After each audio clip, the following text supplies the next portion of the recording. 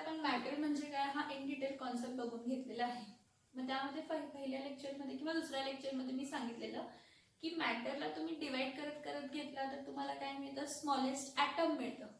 आता ॲटम बद्दल सगळी इन्फॉर्मेशन घेऊया. कशाबद्दल सगळी इन्फॉर्मेशन घेऊया, ॲटम बद्दल काय घेऊया, सगळी इन्फॉर्मेशन घेऊया. तर बघा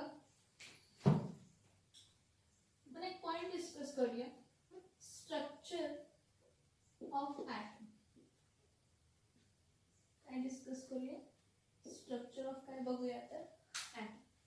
आता स्ट्रक्चर ऑफ ॲटम जेव्हा आपण हा पॉइंट म्हणतो, एक लक्षात घ्या, जेव्हा आपण स्ट्रक्चर ऑफ ॲटम म्हणतो, see the atom is divided into 2 parts. Atom किती पार्ट्स मध्ये डिवाइड केलेला असतो तर 2 पार्ट मध्ये डिवाइड केलेला असतो. कोणते 2 पार्ट्स आहेत, हा सेंटरला जो न्यूक्लियस आहे, सेंटरला काय आहे, न्यूक्लियस आहे, त्या न्यूक्लियसला आपण काय म्हणतो, न्यूक्लियर पार्ट. कोणता पार्ट म्हणतो, न्यूक्लियर पार्ट. ठीक आहे. आणि सेंटरला न्यूक्लियस आहे आणि त्याच्या अराउंड एका डेफिनेट डिस्टन्सला ऑर्बिट्स आहेत आणि त्या ऑर्बिट्स मध्ये इलेक्ट्रॉन्स काय होतात, रिव्हॉल्व होतात अराउंड द न्यूक्लियस आणि त्या ऑर्बिट्सला नाव दिलंय KLMN. आणि ह्या KLMN ला n is equals to 1, n is equals to 2, n is equals to 3 असं काय दिले तर शेल नंबर काय केलेला आहे, दिलेला आहे. ओके. तर हा सेंटरला जो न्यूक्लियस आहे त्याला न्यूक्लियर पार्ट म्हणतो आणि हे जे बाहेरचे शेल्स आहेत, बाहेरचे जे शेल्स आहेत त्याला आपण कोणता पार्ट म्हणतो तर एक्स्ट्रा न्यूक्लियर पार्ट. काय म्हणतो आपण त्याला, एक्स्ट्रा न्यूक्लियर काय म्हणतो तर पार्ट म्हणतो. सॉरी, एक्स्ट्रा न्यूक्लियर काय म्हणतो तर पार्ट म्हणतो. सेंटरला जो न्यूक्लियस आहे त्या न्यूक्लियसला काय असणार आहे, सेंटरच्या न्यूक्लियस मध्ये काय असतात तर न्यूट्रॉन्स जे की न्यूट्रल असतात आणि प्रोटॉन्स जे की काय असतात, पॉझिटिव्हली काय असतात, चार्ज असतात. न्यूट्रॉन्स काय असतात, न्यूट्रल्स असतात आणि प्रोटॉन्स काय असतात तर पॉझिटिव्हली चार्ज असतात. आणि बाहेरचे जे शेल्स आहेत त्या सेल्स मध्ये इलेक्ट्रॉन्स असतात आणि ते इलेक्ट्रॉन्स कसे असतात तर नेगेटिव्हली चार्ज, जे की अराउंड द न्यूक्लियस काय होत असतात, रिव्हॉल्व होत असतात. आणि मी लास्ट लेक्चरला तुम्हाला सांगितलं की एखाद्या शेल मध्ये किती इलेक्ट्रॉन्स असतील, किती इलेक्ट्रॉन्स बसू शकतात हे डेफिनाइट आहे. एखाद्या शेल मध्ये किती इलेक्ट्रॉन आहेत हे काय आहे, डिफाइंड आहे, डिस्कस्ड आहे. म्हणजे काय आहे, डिफाइंड अँड डिस्कस्ड म्हणजे काय, डिस्कस करून त्याला एक डेफिनेशन दिले की हा पहिल्या शेल मध्ये एवढेच बसणार इलेक्ट्रॉन, दुसऱ्या शेल मध्ये एवढेच बसणार, तिसऱ्या शेल मध्ये एवढेच इलेक्ट्रॉन बसणार असं आहे. सो आपण काय म्हणतो, दी atoms structure, the atom's structure is divided into 2 parts. The atom structure is divided into 2 parts, that is nuclear part. Nuclear part, it is nuclear part काय लिहिणार, it is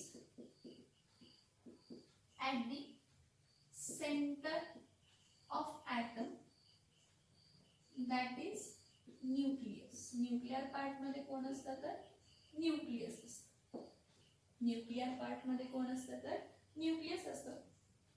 The atom structure is divided into 2 parts, that is nuclear part, पहिला part, that is it is the center of the atom, that is nucleus, and second one is what, extra nuclear part. दूसरा part कोणता आहे तर extra nuclear part. Extra nuclear part काय आहे तर extra nuclear part, it is that it is the part where orbits are present at a definite distance from nucleus. Nucleus पासून एका definite डिस्टन्सला काय आहे प्रेझेंट तर ऑर्बिट्स प्रेझेंट आहेत. Okay. Next बघा, ह्याचा नेक्स्ट पॉइंट बघा, न्यूक्लियस आणि एक्स्ट्रा न्यूक्लियर पार्ट नंतर बघा, at the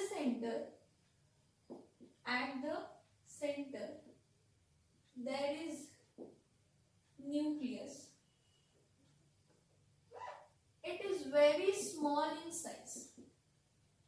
It is very small in size. Nucleus ची size खूप कमी असते. It is very small in size. Okay. Now the nucleus contains, nucleus मध्ये काय असतं रे सांगा? The nucleus contains what सांगा? nucleus मध्ये काय असते सांगा? The nucleus contains two subatomic particles. It is particles असतात त्यामध्ये दोन subatomic particles असतात. The nucleus contains two subatomic particles that are neutrons.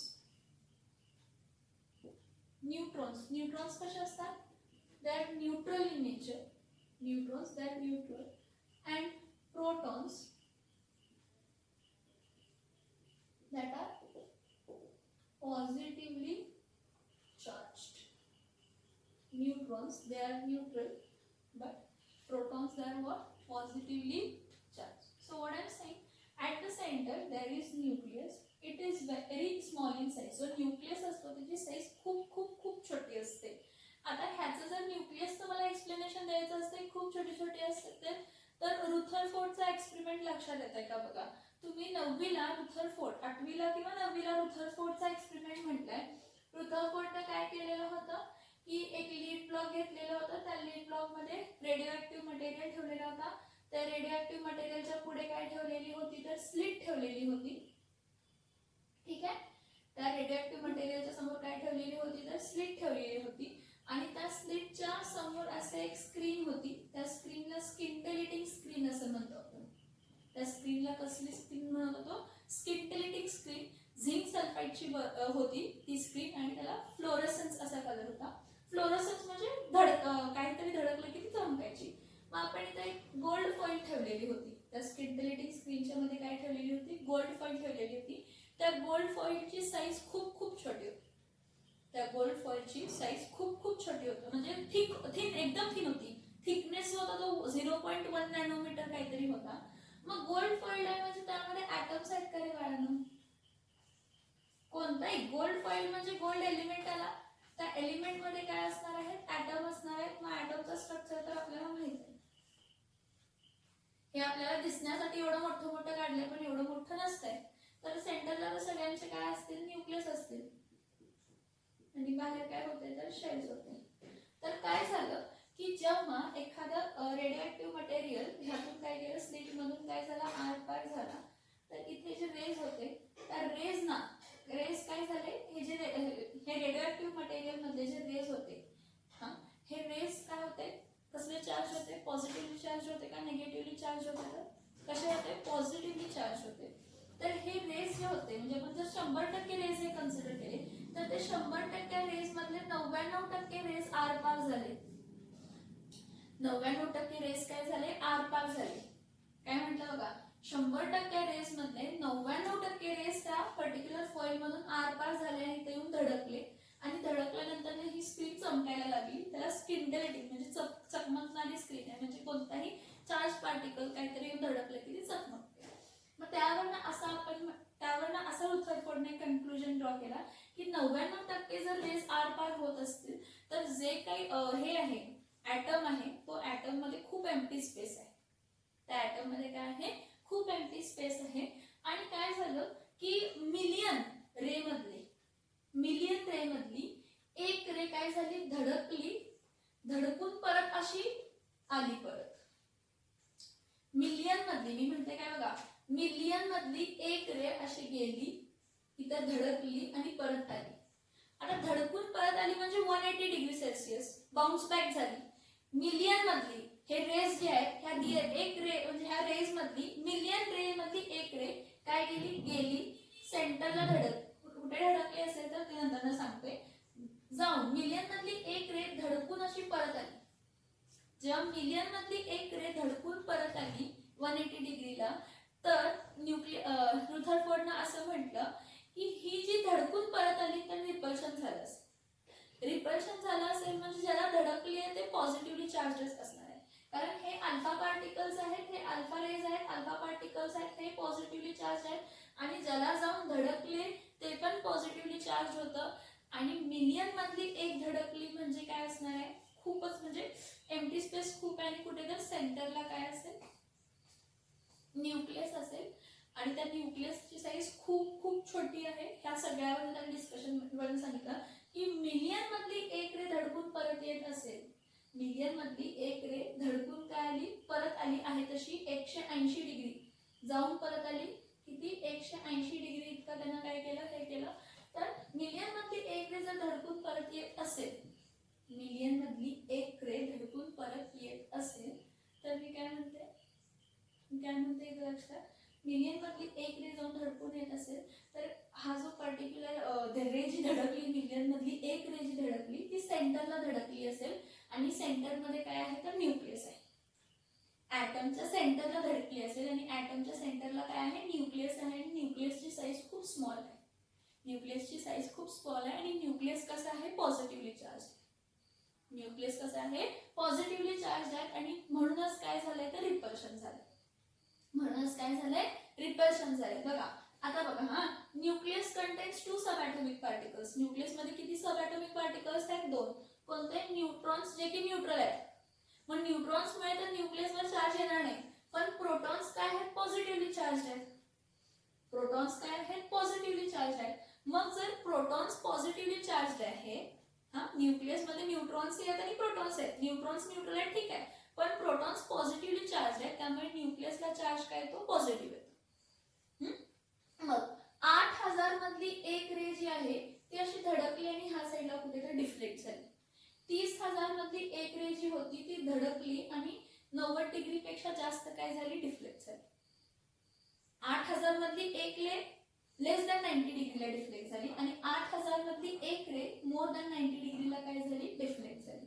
हे जे डिफ्लेक्शन्स झाले हे डिफ्लेक्शन्स धडकाधडकीमुळे झालेले होते, पण असे 8000 मधली एक, 30,000 मधली एक, 10 मिलियन मधली एक अशी रेस धडकले त्यामुळे एक कन्सिडर केलं की ऍटम हा पूर्णतः एम्प्टी आहे, ऍटम मध्ये खूप एम्प्टी स्पेस आहे, ऍटम मध्ये कशी स्पेस आहे, खूप एम्प्टी स्पेस आहे आणि जे 180 डिग्रीला हिट होऊन परत आलं म्हणजे त्या सेंटरला न्यूक्लियस असणार आहे, ऍटमच्या सेंटरला न्यूक्लियस असणार आहे आणि तो न्यूक्लियस कसा असणार आहे, पॉझिटिव्हली चार्ज असणार आहे आणि त्या न्यूक्लियसची साईज जी असणार आहे ती न्यूक्लियसची साईज खूप खूप छोटी असणार आहे, ती न्यूक्लियसची जी साईज असणार आहे,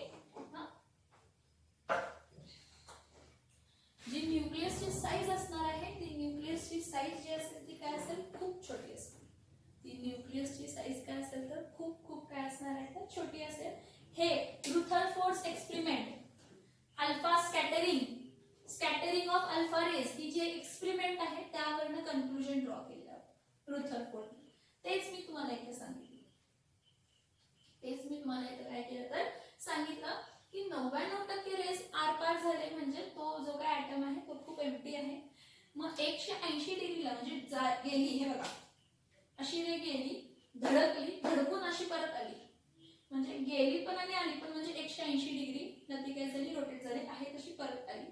याचं मिनिंग आहे की ती सेंटरला धडकली असेल, ऍटमच्या सेंटरला कोण असेल, न्यूक्लियस असेल आणि त्या न्यूक्लियसला कसला चार्ज असेल तर पॉझिटिव्हली चार्ज असेल न्यूक्लियस आणि न्यूक्लियसची साईज खूप आहे तर स्मॉल आहे.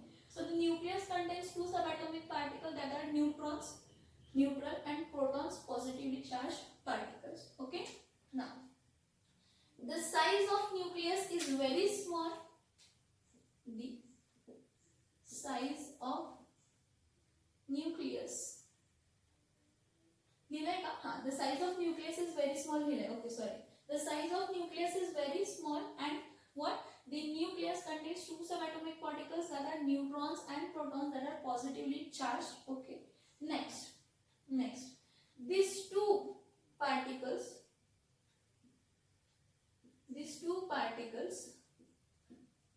What are the two particles? Protons and neutrons.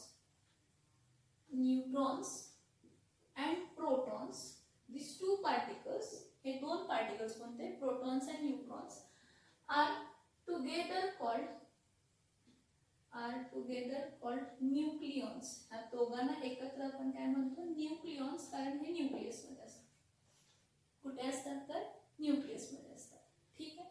Next बघा, extra nuclear part. Extra nuclear part मध्ये काय आहे, extra nuclear part it is a part where orbits are present at a definite distance from the nucleus. Okay, now the extra nuclear part, the extra nuclear part contains orbit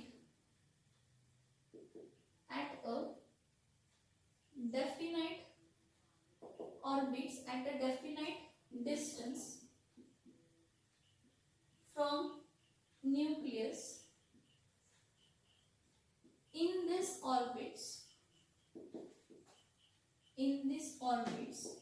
are electrons. In this orbit what are present? In this orbit electrons are present. ह्या orbits मध्ये काय present असतात?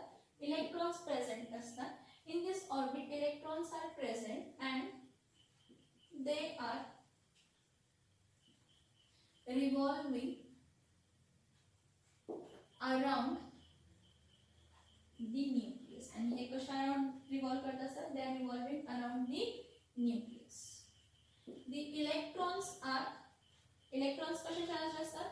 Electrons are negatively charged. Electrons are what charged? Electrons are negatively charged. म्हणजे सेंटरला nucleus आहे ते positively charge आहे आणि एक्स्ट्रा न्यूक्लियर पार्ट मध्ये इलेक्ट्रॉन्स आहेत जे काय आहेत तर निगेटिव्हली काय आहेत, चार्ज आहे. So extra nuclear part contains orbit at a definite distance from the nucleus. Okay, from distance from the nucleus. In this orbit electrons are present. ह्या ऑर्बिट्स मध्ये काय प्रेझेंट असतात? इलेक्ट्रॉन्स प्रेझेंट असतात and they are revolving around the nucleus. आणि ते काय करतात तर न्यूक्लियसच्या अराउंड रिव्हॉल्व होत आहेत and इलेक्ट्रॉन्स कसे आहेत तर नेगेटिव्हली चार्ज. मी तुम्हाला लास्ट लेक्चरला हे सांगितलं की जे अरेंजमेंट स्ट्रक्चर ऑफ ॲटम आहे त्याला कम्पेअर करा आपल्या प्लॅनेटरी सिस्टीम मध्ये, सोलार सिस्टीम मध्ये. सेंटरला जसा सन आहे तसा न्यूक्लियस सेंटर आहे. एका डेफिनेट डिस्टन्सला जसे प्लॅनेट्स ऑर्बिट्स आहेत आणि त्या ऑर्बिट्स मध्ये प्लॅनेट्स फिरतात. मर्क्युरी, व्हीनस, अर्थ, नेपच्यून, म्हणजे अर्थ नंतर मार्स, मार्स नंतर ज्युपिटर, ज्युपिटर नंतर जे असतील ते सगळे युरॅनस, नेपच्यून वगैरे सगळे 8 आहेत. सगळे म्हणजे 8 आहेत. पण एका ऑर्बिट मध्ये एकच होते, पण असं नाही. इथं डेफिनेट ऑर्बिट्स मध्ये आहेत ते काय आहेत की definite number of electrons present आहेत. So the extra nuclear part contains orbit at a definite distance from the nucleus. In this orbit electrons are present and they are revolving around the nucleus and electrons are negatively charged. As well as इथं बघा the mass of the atom is concentrated at the center, that is nucleus. म्हणजे जो काय मास ॲटमला आहे तो कुठे आहे, कशामुळे आहे तर न्यूक्लियसमुळे. कारण न्यूक्लियसचा मास खूप जास्त असतो. न्यूक्लियसचा मास खूप काय असतो, जास्त असतो. ह्याचं रिझन हे आहे, एका प्रोटॉनचा मास जर घेतला तर 1.672 इंटू 10 किती येते तर -24 काय येत होतं ग्रॅम. 1.672 into 10 - 24 ग्रॅम एका प्रोटॉनचा मास. कशाचा मास घेतला, एका प्रोटॉनचा मास 1.67 into 10 किती आला तर 24 काय आला तर ग्रॅम. -24 काय आला, ग्रॅम आला. नेक्स्ट बघा, प्रोटॉन नंतर ना इलेक्ट्रॉन एका न्यूट्रॉन आणि न्यूक्लियस मध्ये कोण असतात, न्यूट्रॉन्स असतात. जे न्यूट्रॉन असतात त्याचा मास 1.674 into 10 - 24 काय होता ग्रॅम. प्रोटॉनचा मास किती आहे, एका प्रोटॉनचा मास किती आहे 1.672 into 10 - 24 ग्रॅम. आणि न्यूट्रॉनचा जो मास आहे तो किती आहे 1.674 into 10 - 24 काय आहे तर ग्रॅम. किती आहे 24 काय आहे तर ग्रॅम आहे. आणि इलेक्ट्रॉनचा जर मास कन्सिडर केला, कशाचा मास कन्सिडर केला, इलेक्ट्रॉनचा जर मास कन्सिडर केला तर इलेक्ट्रॉनचा मास approximately 9.31 into 10 - 31 kg. 9.31 into 10 - 31 kg ह्या रेंज मध्ये. केजी ग्रॅम मध्ये कन्वर्ट केलं तर -29 येते, म्हणजे खूपच कमी आहे. इलेक्ट्रॉनचा मास खूपच कमी आहे, इलेक्ट्रॉनचा मास खूपच कमी आहे, आपण त्याला नेग्लेक्ट केलं तरी चालेल. हे अप्रॉक्सिमेट व्हॅल्यू आहे, परफेक्ट व्हॅल्यू नाही आहे, मी सांगते हे अप्रॉक्सिमेट व्हॅल्यू दिले. व्हॅल्यू होती थोडं टेक्स्ट मला असं दिसेल 9.3016 काहीतरी दिसेल, पण 9.31 × 10⁻³ kg इतका इलेक्ट्रॉनचा काय आहे मास. त्याला काय म्हणतात त्याला ग्रॅम जर कन्वर्ट करायचं असेल तर 10⁻28 काय आहे तर. मग मला सांगा -24 आणि -28 डिफरन्स खूप जास्त पडला. मग इलेक्ट्रॉनचा मास हा खूप कमी आहे, नेग्लेक्ट करू शकतो, ठीक आहे. आणि जे काही इलेक्ट्रॉन्स आहेत ते बाहेर आहेत आणि सेंटर मध्ये काय आहेत न्यूट्रॉन्स आणि काय आहेत प्रोटॉन. आणि एक लक्षात घ्या, जो न्यूट्रॉन असतो त्या न्यूट्रॉनचा मास स्लाइटली हायर दॅन प्रोटॉन्स असतो. जो काही न्यूट्रॉन्स आहेत त्या न्यूट्रॉनचा मास जरा जास्त असतो कशापेक्षा प्रोटॉनपेक्षा. तर जो काही मास असतो द मास ऑफ ॲटम जो असतो तो कॉन्सन्ट्रेटेड सेंटरला असतो आणि सेंटरला कोण असते तर न्यूक्लियस असते. जो काही मास आहे तो कुठे कॉन्सन्ट्रेट असतो सेंटरला असतो आणि सेंटरला कोण असतं तर न्यूक्लियस असतं आणि न्यूक्लियस मध्ये प्रोटॉन्स आणि न्यूट्रॉन्स त्यांचा मास दिलाय, ठीक आहे. इलेक्ट्रॉनचा मास खूप कमी आहे त्यामुळे इलेक्ट्रॉनचा मास काय करतो आपण नेग्लेक्ट करतो, इलेक्ट्रॉनचा मास काय करतो नेग्लेक्ट करतो. ओके, नेक्स्ट पॉइंट लक्षात घ्या. आता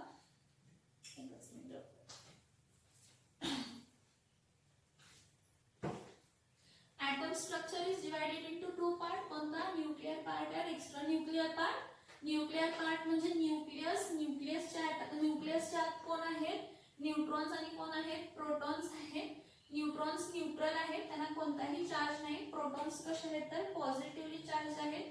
मग त्या दोघांचं कॉम्बिनेशन वरून असं समजतं की न्यूक्लियस जो आहे तो पॉझिटिव्हली चार्ज आहे.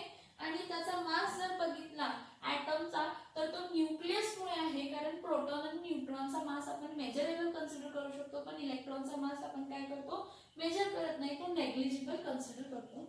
C atom is neutral, atom is neutral असा प्रश्न तुम्हाला आला असेल 9वीला. ॲटम इज न्यूट्रल किंवा 8वीला किंवा 9वीला असा प्रश्न असेल ॲटम इज न्यूट्रल. कोणताही ॲटम घ्या तो काय असतो न्यूट्रल असतो. Atom is neutral because the number of protons in the nucleus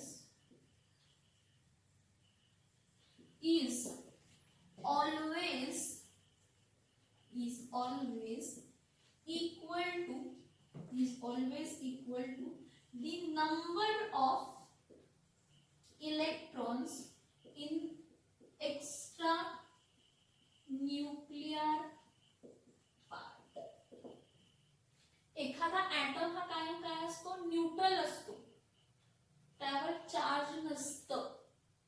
एखादा ॲटम काय असतो न्यूट्रल असतो, त्यावरती चार्ज नसतो. का तर तुम्ही कोणताही ॲटम घ्या, कोणत्याही एलिमेंटचा ॲटम घ्या, फक्त ॲटम जर घेतला तर ॲटम मध्ये नंबर ऑफ प्रोटॉन्स न्यूक्लियस मध्ये आणि नंबर ऑफ इलेक्ट्रॉन त्याच्या एक्स्ट्रा न्यूक्लियर पार्ट मध्ये काय असतात सेम असतात. नंबर ऑफ प्रोटॉन्स न्यूक्लियस मध्ये आणि number of electrons extra nuclear part मध्ये सेम असतात. मी एक एक्झाम्पल घेतला, कार्बन जर घेतला तर कार्बन मध्ये सेंटरला प्रोटॉन किती असतात 6 असतात. न्यूट्रॉन्स काय मी कन्सिडर करते 6 पण असू शकतात 7 पण असू शकतात काय, पण इलेक्ट्रॉन्स पण किती असतात 6च असतात. कोणताही ॲटम घ्या, 118 एलिमेंट्स आहेत, त्या 118 एलिमेंटचे 118 ॲटम्स घेतले, 118 एलिमेंट्स आहेत, त्या 118 एलिमेंट्सचे जर मी ॲटम घेतले तर त्या सगळ्या ॲटम्स मध्ये तुम्हाला असंच दिसणार की जेवढे प्रोटॉन्स आहेत तेवढेच काय आहेत इलेक्ट्रॉन्स आहेत. मग इलेक्ट्रॉन्स 1 2 3 4 5 आणि काय झालं 6. हा कार्बन, कार्बन मध्ये नंबर ऑफ प्रोटॉन्स किती असतात 6 आहेत आणि नंबर ऑफ इलेक्ट्रॉन पण किती आहेत 6. नंबर ऑफ प्रोटॉन किती आहेत 6, नंबर ऑफ इलेक्ट्रॉन किती आहे चला थोरियम घ्या, युरॅनियम थोरियम. त्यामध्ये पण जेवढे काय नंबर ऑफ प्रोटॉन्स असतात तेवढेच नंबर ऑफ काय असतात इलेक्ट्रॉन्स. जेवढे नंबर ऑफ काय असतात प्रोटॉन तेवढेच नंबर ऑफ काय असतात तर इलेक्ट्रॉन. झिंक, झिंक जर म्हटला तर झिंक मध्ये 30 प्रोटॉन असतात आणि 30 काय असतात इलेक्ट्रॉन. 30 प्रोटॉन हे न्यूक्लियस मध्ये असतात पण 30 इलेक्ट्रॉन जे असतील ते डिफरंट शेल्स मध्ये असणार. कपॅसिटी प्रमाणे काय होणार आहे तर फील होणार आहे. शेल्स मध्ये असणार आहेत आणि कपॅसिटी प्रमाणे काय होणार आहे तर फील होणार आहे. हा डायग्राम समजलाय का सांगा मला. ही डायग्राम मी आता नाईरफ करत लागणार तुम्हाला. हा डायग्राम तो पॉइंट समजला का बघा. ते 2 पॉइंट समजले का बघा.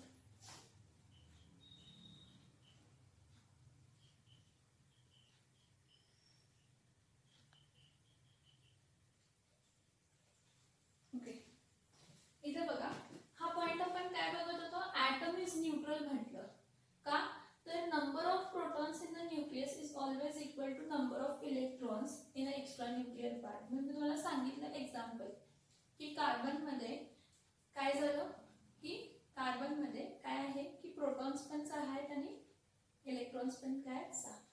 का न्यूट्रल आहे बघा. प्रोटॉन्स जर 6 आले तर +6 चार्ज आला, पॉझिटिव्हली चार्ज आहे. इलेक्ट्रॉन जर 6 असतील तर -6 चार्ज आला. +6 -6 किती झाले, +6 -6 किती झाले 0. +6 -6 काय झाले तर 0. +6 -6 काय झालं 0. तसा हायड्रोजन जर तुम्ही कन्सिडर केला तर हायड्रोजन मध्ये 1 प्रोटॉन आणि 1 इलेक्ट्रॉन म्हणजे 1 positive charge 1 negative charge. Positive charge nucleus मध्ये ठीक आहे, नेगेटिव्ह चार्ज शेल मध्ये ठीक आहे, पण टोटल ॲटम जर बघितला तर सेंटरला पॉझिटिव्ह आहे आणि शेल्सला निगेटिव्ह आहे आणि दोघांचा चार्ज काय आहे सेम. ॲटम साठी कशासाठी ॲटम साठी आपण काय म्हणतो ॲटम काय आहे न्यूट्रल आहे. कारण का number of protons in the nucleus is always equal to number of electron, that is the positive charges, the positive charge is equal to negative charge. The positive charge is equal to what? Negative. तो positive charge आहे आणि negative charge काय असतो equal असतो. कारण protons positively charge असतात आणि हे कोण इलेक्ट्रॉन्स काय असतात तर नेगेटिव्हली चार्ज असतात. आता एक 2 पॉइंट्स बघा काय. atomic mass. What is atomic mass आपण बघूया. What is atomic mass? Atomic mass. Atomic mass हा आपण एखाद्या ॲटमचा atomic mass हा डिनोट करतो N. Atomic mass एखाद्या ॲटमचा आपण कशाने डिनोट करतो A. ठीक आहे. सो atomic mass म्हणजे काय असतो. Atomic mass is the sum of number of protons plus the number of what neutrons. The sum of number of protons plus number of neutrons म्हणजे काय असतात तर ॲटॉमिक मास. एखाद्या ॲटमचा आपण मास कुठे कॉन्सन्ट्रेटेड आहे म्हटलं सेंटरला न्यूक्लियस. मग न्यूक्लियस मध्ये कोण आहेत प्रोटॉन्स आणि कोण आहेत न्यूट्रॉन्स आहेत. न्यूक्लियस मध्ये कोण आहेत प्रोटॉन्स आणि कोण आहेत न्यूट्रॉन्स आहेत.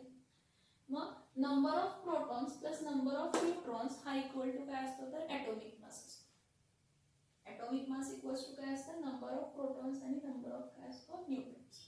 हे बघा जेव्हा आपण ॲटॉमिक मास एखाद्या सिंगल ॲटमचा मेजर करत असतो. If we are measuring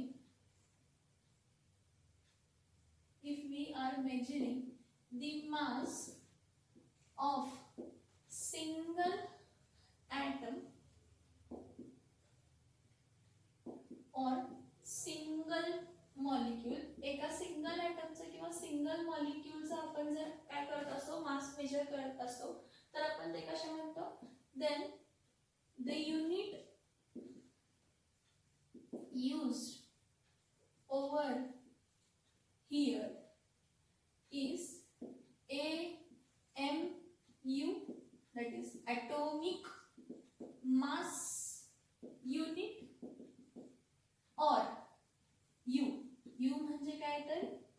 unified mass.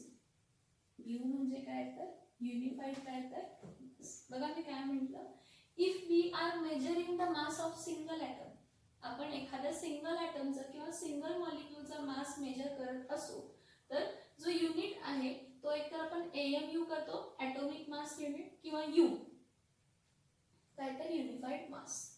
You म्हणजे काय युनिफाईड मास, AMU म्हणजे ॲटॉमिक मास युनिट, दोन्ही सेम आहे पण आपण सिंगल ॲटमचा मास AMU किंवा यू मध्ये देत असतो.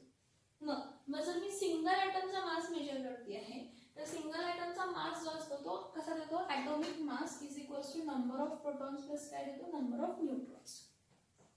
प्रोटॉन्स कसे असतात, पॉझिटिव्हली चार्ज असतात. न्यूट्रॉन्स कसे असतात तर न्यूट्रल असतात.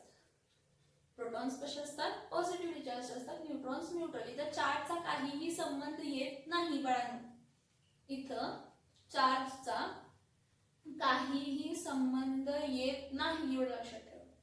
ॲटॉमिक मास म्हणजे काय, नंबर ऑफ प्रोटॉन्स प्लस काय येणार आहे, नंबर ऑफ काय येणार आहे, न्यूट्रॉन्स. नेक्स्ट आणि एक टर्म आहे atomic number.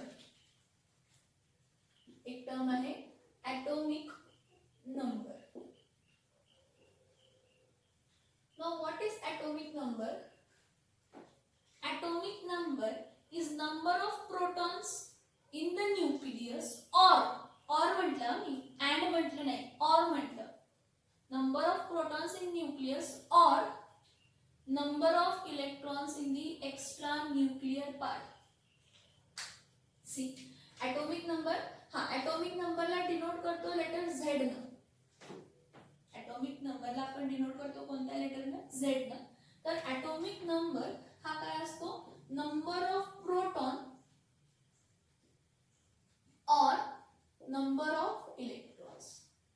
Number of protons कशामध्ये, इन न्यूक्लियस मध्ये, आणि number of electrons in extra nuclear part. Atomic number म्हणजे नंबर ऑफ प्रोटॉन्स न्यूक्लियस मध्ये किंवा नंबर ऑफ इलेक्ट्रॉन कशामध्ये तर एक्स्ट्रा न्यूक्लियर पार्ट मध्ये. कशामध्ये, एक्स्ट्रा न्यूक्लियर पार्ट मध्ये. कारण नंबर फक्त काउंट करायचे किती आहे. मग ॲटम न्यूट्रल आहे ना, ॲटम काय आहे, न्यूट्रल आहे ना. जेवढे प्रोटॉन्स असतील तेवढेच काय असणार आहेत, इलेक्ट्रॉन्स. जेवढे प्रोटॉन्स असतील तेवढेच काय असणार आहे, इलेक्ट्रॉन्स. मग ॲटॉमिक नंबर म्हणजे काय असतं, atomic number is the number of protons in the nucleus or what, number of electrons in the extranuclear part, or number of electrons in what, extranuclear part. मग आता दुसरं काय की पॉझिटिव्ह चार्ज आणि negative charge equal आहे, म्हणजे जेवढे protons आहेत तेवढेच इलेक्ट्रॉन आहेत. मग ॲटॉमिक नंबर पण काय येणार आहे, सेमच येणार आहे. मग आता ॲटॉमिक मास जर A आहे, नंबर ऑफ प्रोटॉन्स आपण कसं, नंबर ऑफ प्रोटॉन म्हणजे काय आहे, Z आहे ना, number of protons in nucleus म्हणजे ॲटॉमिक नंबर असतो. मग ॲटॉमिक मास साठी हे बघा, atomic mass A is equals to मी काय लिहू शकते, number of protons plus number of neutrons. Atomic mass is sum of number of protons and neutrons. Atomic mass, एखादा ॲटमचा मास इक्वल्स टू काय असतो, number of protons plus number of काय असतो, न्यूट्रॉन्स असतो. ठीक आहे. मग A इज इक्वल्स टू काय ना, नंबर ऑफ प्रोटॉन्स म्हणजे Z, atomic number. Atomic number बघा, जर मला नंबर ऑफ इलेक्ट्रॉन्स जरी दिले असतील, मी काय म्हणते बघा, जर मला नंबर ऑफ इलेक्ट्रॉन्स जरी दिले असतील तर मला नंबर ऑफ प्रोटॉन्स माहित आहे. जर मला नंबर ऑफ इलेक्ट्रॉन्स जरी दिले असतील, मला म्हटले की इलेक्ट्रॉन्स 10 आहेत आणि ॲटॉमिक नंबर 20 आहे. ॲटॉमिक नंबर काय आहे, 20 आहे आणि नंबर ऑफ इलेक्ट्रॉन्स 10 आहे. मग नंबर ऑफ प्रोटॉन्स किती आहेत असं विचारलं तर काय म्हणणार, असं विचारलं तर काय म्हणणार मला सांगा. जर मला म्हटलं की ॲटॉमिक नंबर 20 आहे, नंबर ऑफ इलेक्ट्रॉन्स 10 आहे, मग नंबर ऑफ प्रोटॉन्स किती मला सांगा. कॉमन लॉजिक आहे, एखाद्या ॲटम मध्ये जेवढे इलेक्ट्रॉन्स आहेत तेवढेच काय असणार आहेत, प्रोटॉन्स असणार आहेत. मग जर 10 इलेक्ट्रॉन्स आहेत तर प्रोटॉन पण किती असणार आहेत, 10च असणार आहेत. So atomic mass is equals to number of protons plus number of neutrons. So A is equals to Z plus number of what, neutrons. तो मोस्टली आपल्याला नंबर ऑफ न्यूट्रॉन्स केसेस मध्ये फाइंड करायचा असतो. therefore A plus Z इथे जाऊन काय होणार, minus atomic mass minus atomic number is what? Number of neutrons. Atomic mass minus atomic number is equals to what? Number of काय असतात तर neutrons असतात. काय असतं? number of काय असतात? neutrons असतात. Atomic mass minus atomic number is equals to काय असतात तर number of काय असतात तर neutrons असतात. इथपर्यंत समजलं का बघा? इथपर्यंत समजलं का बघा? अजून आपल्याला खूप सारे पॉइंट डिस्कस करायचे, परत इथपर्यंत समजलं का सांग. ॲटम आहे, ॲटम काय म्हटला? न्यूट्रल आहे. न्यूट्रल म्हणजे काय? जेवढे नंबर ऑफ प्रोटॉन्स आहेत तेवढेच नंबर ऑफ काय असणार आहेत? इलेक्ट्रॉन असणार आहेत एखाद्या ॲटम मध्ये. मग त्या ॲटमचा जर मला मास फाइंड करायचा असेल, सिंगल ॲटमचा मास मी काय AMU ॲटॉमिक मास युनिट किंवा युनिफाईड मास मध्ये ना सिंगल ॲटमचा, ठीक आहे, कारण त्याला कंपेअर वगैरे करून फाइंड केलेलं असतं ते. मग ॲटॉमिक मास म्हणजे काय आहे? Atomic mass is the sum of number of protons and number of neutrons in the nucleus. कारण न्यूक्लियस मध्ये आपण म्हटलं की मास कॉन्सन्ट्रेटेड आहे, मग जेवढे प्रोटॉन प्लस न्यूट्रॉन्स असतील तो आपला काय असणार आहे तर ॲटॉमिक काय असणार आहे? मास असणार आहे. आणि ॲटॉमिक नंबर म्हणजे काय असतं तर नंबर ऑफ प्रोटॉन किंवा number of electron. Number of proton nucleus मध्ये किंवा number of electrons extra nuclear part मध्ये. ॲटम न्यूट्रल असल्यामुळे जेवढे प्रोटॉन्स असतात तेवढेच काय असतात? इलेक्ट्रॉन्स असतात. मग जर मला नंबर ऑफ न्यूट्रॉन्स ओळखायचा असेल तर मी काय करणार? Atomic mass minus atomic number is equals to number of neutrons. जर मला ॲटॉमिक मास माहित आहे आणि नंबर ऑफ प्रोटॉन किंवा नंबर ऑफ काय माहित आहे? इलेक्ट्रॉन. नंबर ऑफ प्रोटॉन किंवा नंबर ऑफ इलेक्ट्रॉन जर मला माहित असेल तर मी नंबर ऑफ न्यूट्रॉन्स काय करू शकते तर फाइंड आउट करू शकते. समजतंय का बघा इथपर्यंत?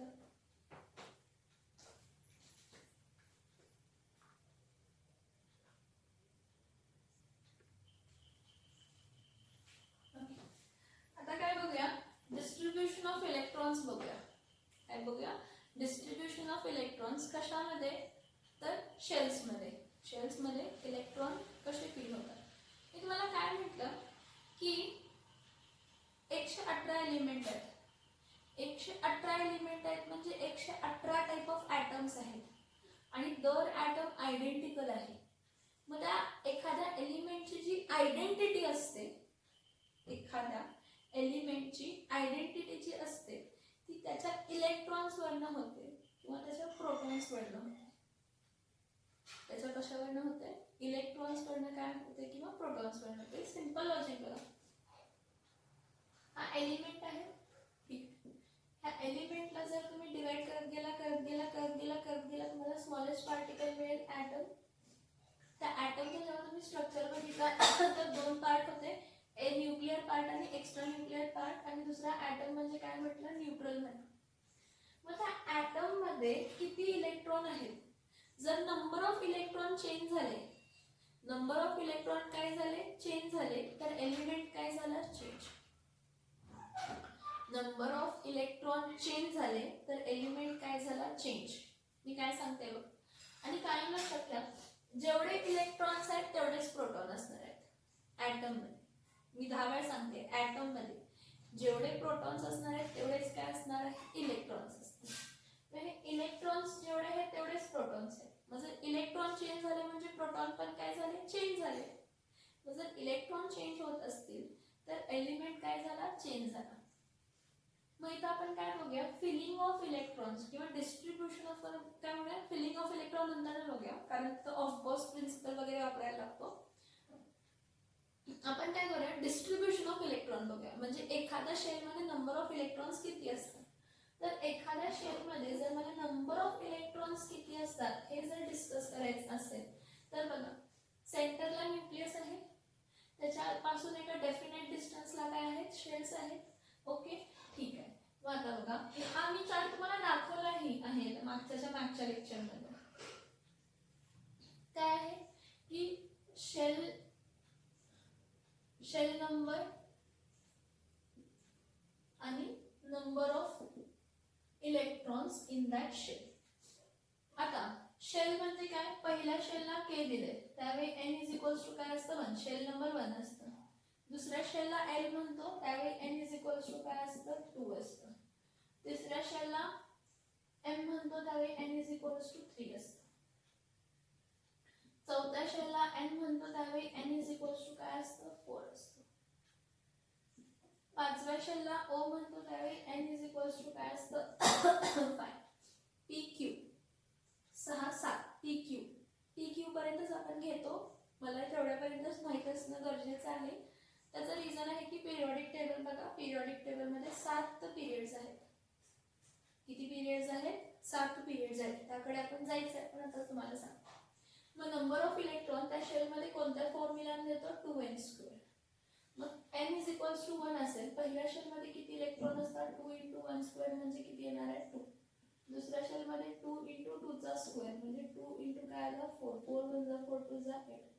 2 × इथं काय येणार आहे 3² म्हणजे 2 × काय येणार 9. 9 × 9 2 8. 2 × 4² म्हणजे 2 × काय येणार आहे 16. 16 16 टू द 30. 2 × 5² म्हणजे 2 × 25. 25 टू द काय येणार आहे 50. हे नंबर ऑफ इलेक्ट्रॉन्स आहेत. म्हणजे पहिल्या शेल मध्ये किती इलेक्ट्रॉन बसू शकतात? 2. दुसऱ्या शेल मध्ये किती इलेक्ट्रॉन बसू शकतात? 8. तिसऱ्या शेल मध्ये किती इलेक्ट्रॉन बसू शकतात? 18. चौथ्या शेल मध्ये किती इलेक्ट्रॉन बसू शकतात? 32. पाचव्या शेल मध्ये किती बसू शकतात? 50. सहाव्या शेल मध्ये किती बसू शकतात? 72. किती बसू शकतात? 72. आणि सहाव्या शेल मध्ये 72 आणि सातव्या शेल मध्ये 98. 98 इलेक्ट्रॉन काय होऊ शकतात? बसू शकतात. म्हणजे तसेच काय म्हणतात फिलिंग तसंच होत नाही. हे सगळं ना प्लेइंग कोणाचं आहे माहिती आहे? इलेक्ट्रॉन्सचं फिलिंगचं प्लेइंग आहे. इथे एक प्ले आहे, खेळ आहे. कोणाचा खेळ आहे हा? इलेक्ट्रॉन्सचा खेळ आहे. काय इलेक्ट्रॉनचा खेळ आहे बघा, की आपण एक ऑक्टेट रूल म्हणून लक्षात घ्या. ऑक्टेट रूल काय लक्षात घ्या? ऑक्टेट रूल लक्षात घ्या. काय असतं की जर एखाद्या एलिमेंटच्या आउटर मोस्ट शेल मध्ये 8 इलेक्ट्रॉन असतील, एखाद्या एलिमेंट म्हणजे एलिमेंटचा स्मॉलेस्ट पार्टिकल कोण आला? ॲटमच आला. ठीक. मग एखाद्या एलिमेंटच्या ॲटमच्या आउटर मोस्ट शेल मध्ये 8 इलेक्ट्रॉन असतील. किती इलेक्ट्रॉन असतील? 8 इलेक्ट्रॉन असतील. तर तो रिॲक्शन मध्ये पार्टिसिपेट नाही करत. बाहेरच्या शेल मध्ये त्याचे 8 इलेक्ट्रॉन असले की तो कोणत्याही रिॲक्शन मध्ये पार्टिसिपेट करत नाही. बाहेरच्या शेल मध्ये इथं आपण म्हटलं डिस्ट्रीब्युशन एवढे बसतात, पहिल्या दुसऱ्या तिसऱ्या चौथ्या पाचव्या सहाव्या सातव्या एवढे इलेक्ट्रॉन बसतात. ठीक आहे, हा विषय इथला संपला. पण मी काय सांगते आहे की जर एखादा एलिमेंट आहे, ओके, त्या एलिमेंटच्या ॲटमच्या आउटर मोस्ट शेल मध्ये जर 8 इलेक्ट्रॉन असतील तर तो रिॲक्शन्स मध्ये पार्टिसिपेट करत नाही. पण त्याच्या बाहेरच्या शेल मध्ये 8 इलेक्ट्रॉन नाही आहेत, 8 पेक्षा कमी आहेत. 8 पेक्षा कमीच असतात, काय लक्षात ठेवा. बाहेरची म्हणजे आउटर मोस्ट ही पहिली शेल, ही दुसरी शेल, तर ही कोणती आहे? तिसरी आहे. तर कोणत्याही बाहेरच्या शेल मध्ये कोणता एलिमेंट, ह्याला एक शेल आहे, ह्याला 3 शेल आहे, ह्या पर्टिक्युलर स्ट्रक्चरला 3 शेल आहेत. असं नाही की सगळ्या ॲटम्स एलिमेंट्सचे शेल 3 असतात, असं नाही. सगळ्या एलिमेंट्सचे शेल 3 असतात नाही. ॲटम आणि एलिमेंटला कन्फ्यूज करू नका. एलिमेंटचा स्मॉलेस्ट पार्टिकल ॲटम आहे. ठीक आहे. मग त्या ॲटमच्या आउटर मोस्ट शेल म्हणजे बाहेरची शेल, ह्या केस मध्ये तिसरी शेल बाहेरची आहे. सम केसेस मध्ये पहिली शेल बाहेरची असेल, सम केसेस मध्ये दुसरी शेल बाहेरची असेल, सम केसेस मध्ये तिसरी शेल बाहेरची असेल.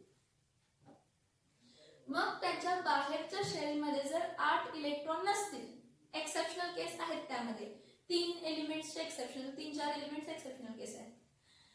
जर त्यांच्या बाहेरच्या शेल मध्ये 8 इलेक्ट्रॉन नसतील तर त्यांना 8 इलेक्ट्रॉन मिळवायचे असतात. कारण जर त्यांना 8 इलेक्ट्रॉन्स मिळाले बाहेरच्या शेल मध्ये तर त्यांना स्टॅबिलिटी अचीव होते. काय अचीव होते?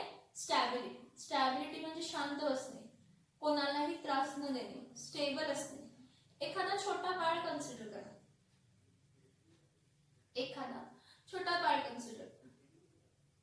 त्याच्या अंगात जेव्हा एनर्जी खूप असतो त्यावेळी तो दंगा करत फिरतो, म्हणजे तो अनस्टेबल असतो. इथं उड्या मारतो, तिथं उड्या मारतो, इथं दंगा करून येईल, तिथं फाडून येईल, काहीतरी करून येईल, दंगा धुडकूस घालतो. मग त्याची जेव्हा एनर्जी लो होते त्यामुळे तो शांत बसतो, नाही झोपून टाक. म्हणजे आता शांत बसलाय, जर स्टेबल झालाय बसू दे. कन्सिडर करा स्टॅबिलिटी आणि एनर्जी. इथं आता इथे लक्ष द्या, हे डोक्यात बसवून घ्या. एक इथे लक्षात घ्या, स्टॅबिलिटी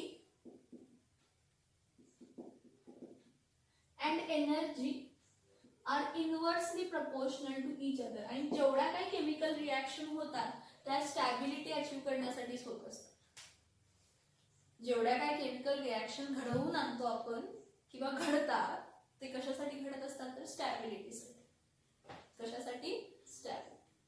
स्टॅबिलिटी शांत बसल्यामुळे त्याच्याकडे एनर्जी संपली, एनर्जी कमी आहे. अनस्टेबल आहे म्हणजे त्याच्याकडे एनर्जी काय आहे? जास्त आहे. जर त्याच्या बाहेरच्या एखाद्या ऍटमच्या बाहेरच्या शेलमध्ये 8 इलेक्ट्रॉन आले तर तो स्टॅबिलिटी अचीव्ह करतो. मग तो कसा इलेक्ट्रॉन त्यानं घेतले ते मग आणि परत लंबी लचक लिस्ट आहे त्याची. आयोनिक बॉन्ड फॉर्म करतो म्हणजे लॉस ऑफ इलेक्ट्रॉन करतो किंवा गेन ऑफ इलेक्ट्रॉन करतो किंवा शेअरिंग ऑफ इलेक्ट्रॉन करतो, कोव्हॅलेंट बॉन्ड्स फॉर्म करतो किंवा कोऑर्डिनेट बॉन्ड्स फॉर्म करतो. किंवा कोणते बॉन्ड्स फॉर्म करतो? कोऑर्डिनेट काय करतो तर बॉन्ड्स फॉर्म करतो. ठीक आहे. हा इथं पण लक्षात घ्या, ऑक्टेट रूल हा लक्षात घ्या, म्हणजे ज्याच्या बाहेरच्या शेलमध्ये ऑक्टेट. आता ह्यामध्ये एक्सेप्शनल केस आहेत, म्हणजे 2-3 जणांना त्याला ड्युप्लेट रूल फॉलो होतो. ड्युप्लेट म्हणजे त्याच्या बाहेरच्या शेलमध्ये किती इलेक्ट्रॉन असायला पाहिजे? 2. एक्सेप्शनल केस आहेत. Chemistry is full of exceptions. Chemistry ही कशी आहे? Full of exceptions. त्यामुळे एक्सेप्शन्स तर हे तुम्हाला येणारच आहे. ओके. आता इथं बघा मी काय करते, थोडे जे एलिमेंट्स आहेत त्या एलिमेंट्सचं काय लिहिते? ॲटॉमिक नंबर लिहिते आणि त्या ॲटॉमिक नंबर पासून त्यांचं काय लिहिते तर डिस्ट्रीब्युशन लिहिते. हेही मी पहिल्या लेक्चरला लिहिले.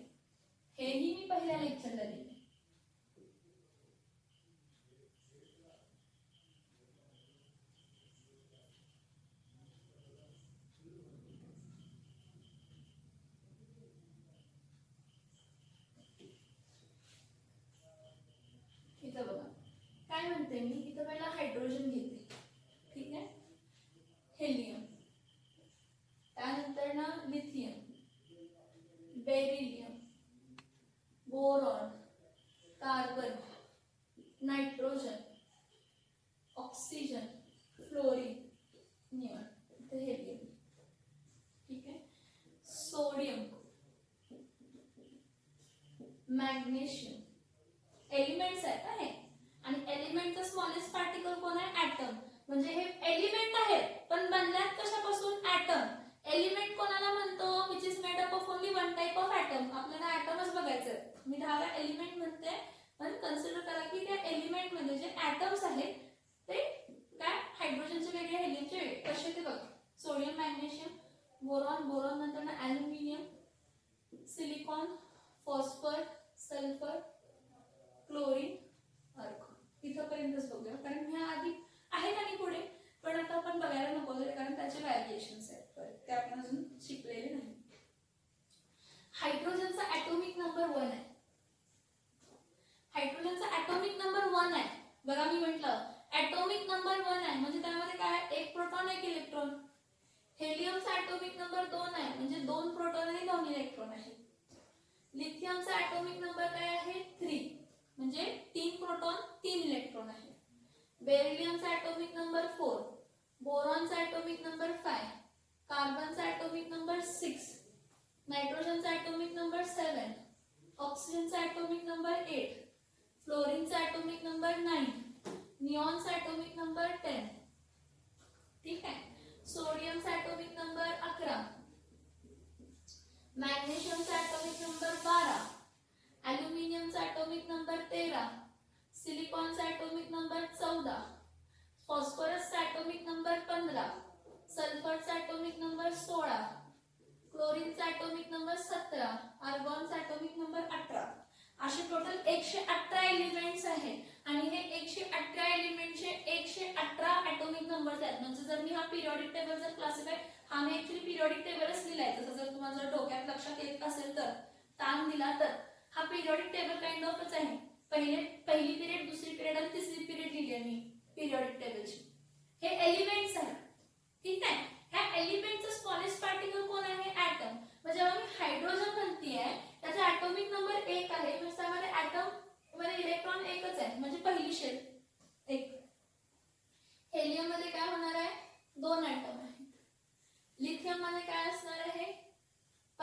मध्ये 2च बसणार. टोटल इलेक्ट्रॉन 3 आहेत. ॲटॉमिक नंबर 3 म्हणजे इलेक्ट्रॉन किती आहेत 3. प्रोटॉनचा डिस्ट्रीब्युशन होतो का नाही. कोणाचं डिस्ट्रीब्युशन होतं इलेक्ट्रॉनचा. मग लिथियम 3 म्हणजे 2 कॉमा काय येणार आहे 1. बेरिलियम 4 म्हणजे काय येणार आहे 2,2. बोरॉन काय 2 कॉमा काय येणार आहे 3. कार्बन 2 कॉमा काय येणार आहे 4. नायट्रोजन 2,5. आता कसं आलं असं म्हणू नका. 7 आहे. 7 मधले पहिले 2 गेले. 7 - 2 राहिले किती 5. बाहेरच्या शेल मध्ये 5 येणार. इथं 2 कॉमा काय येणार 6. इथं 2 कॉमा काय येणार 7. इथं 2 कॉमा काय येणार 8. Next sodium 2,8,1. पहिल्या शेल मध्ये 2, दुसऱ्या शेल मध्ये 8च बसतात आणि तिसऱ्या शेल मध्ये 8 + 2 10 राहिला 1 11. परत 2 8 इथं काय येणार आहे 2. परत 2,8,3. परत 2,8,4. परत 2,8,5. फॉस्फरस. आता सल्फरचं इथे लिहिते 2,8, काय येणार आहे 6. क्लोरीन 2,8,7. कारण पहिल्या शेल मध्ये 2, दुसऱ्या शेल मध्ये 8 बसतात आणि तिसऱ्या शेल मध्ये राहिलेले 8 + 2 10. 17 - 10 राहिले किती 7.